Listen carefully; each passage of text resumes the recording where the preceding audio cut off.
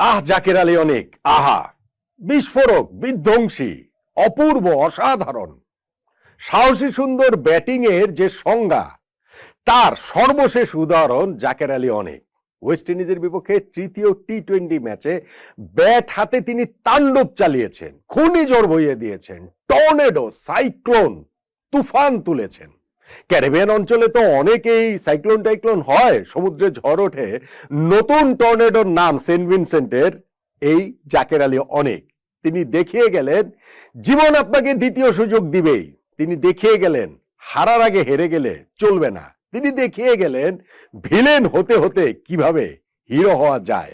জাকের আলী অনেকের এই ট্রান্সফরমেশনটা কি আমাদের ক্রিকেট মাঠ ছাপিয়ে জীবনের জন্য শিক্ষা নয়?